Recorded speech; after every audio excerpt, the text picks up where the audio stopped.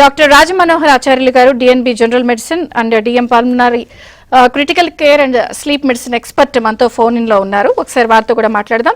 రాజమనోహర్ గారు, good afternoon sir. ఇప్పుడు ఈ కొత్త వేరియంట్ ప్రవేశించింది, 2 డెత్లు నమోదయ్యాయి, 257 కేసెస్ యాక్టివ్ అంటున్నారు.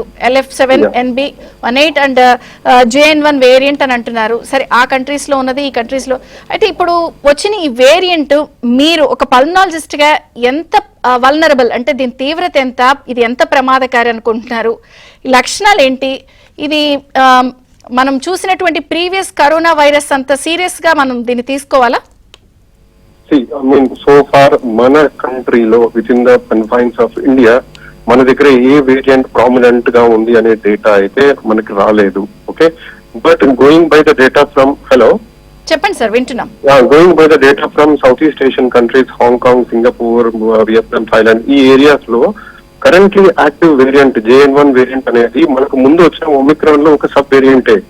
సో మనకు వచ్చిన వ్యాక్సిన్స్ అన్ని కూడా kind of covering Omicron, but JN1 variant కి కొంచెం ఇమ్యూనిటీ ఎవేడింగ్ ఫీచర్స్ ఉన్నాయి కొత్త మ్యూటేషన్స్ లో, according to the data coming from those countries. Okay, JN1 is active in those societies. Currently మనకు ఏం వేరియంట్ అనేది మన కమ్యూనిటీలో మన అథారిటీస్ మనకి ఇంకా డేటా రిలీజ్ చేయలేదు. As you said, there are only 257 cases at the moment. It is not a cause for alarm. We should not be vigilant, and at the same time authorities ఇది ఏ mutations on going ఉన్నాయి అనేది కనిపెట్టాలి. దాన్ని బట్టి మనం active చర్యలు తీసుకోవడం జరుగుతుంది. రైట్ నౌ మనకి ఇచ్చిన వ్యాక్సిన్స్ అన్ని till the last couple of years Omicron కి అయితే కవరేజ్ ఉన్నాయి.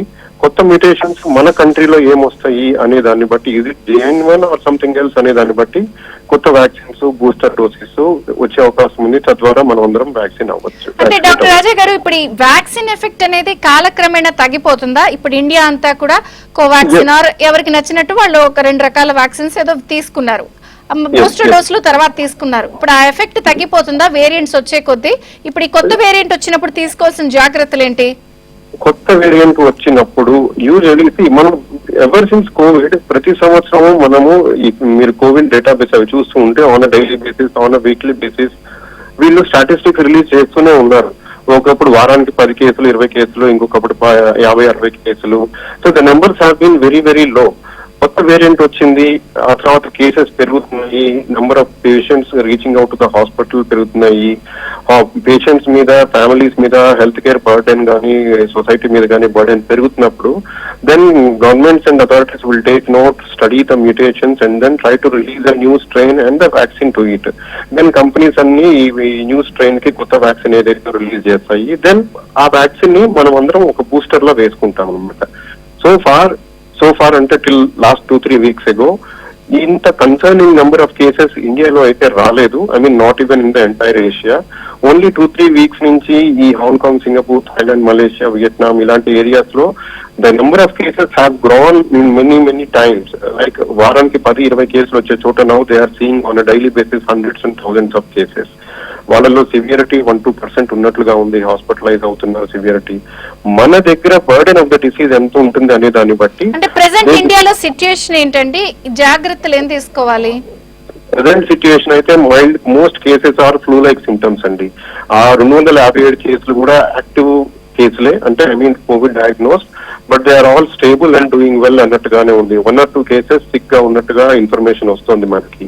సో రైట్, దట్ ఈస్ అంటే if you compare those numbers also the severity is like less than 1-2%. Okay, so these numbers are exactly same as the earlier serious waves. So మనం భయపడాల్సిందంటూ, కంగారు పడాల్సిందంటూ ఏం లేదు. మన జాగ్రత్తల్లో మనం ఉండాలి. ఫ్లూ లైక్ సిమ్టమ్స్, జ్వరము, దగ్గు, జలుబు, సోర్ థ్రోట్, ఒళ్ళు నొప్పులు ఇలాంటివి ఉన్న వాళ్ళు మాస్క్ వేసుకొని ఉండటము, వ్యాక్సినేట్ అవ్వటము, అండ్ ఐసోలేషన్ కి అయితే ఇంతవరకు ఏ అథారిటీ ఏమీ అడ్వైస్ చెప్పలేదు. అండ్ సిన్స్ వీఆర్ ఆల్ వ్యాక్సినేటెడ్ 2 times, 3 times, సో మనకు ఇమ్మీడియట్ గా ఐసోలేషన్ చిన్న మైల్డ్ కేసులకైతే అవసరం అయితే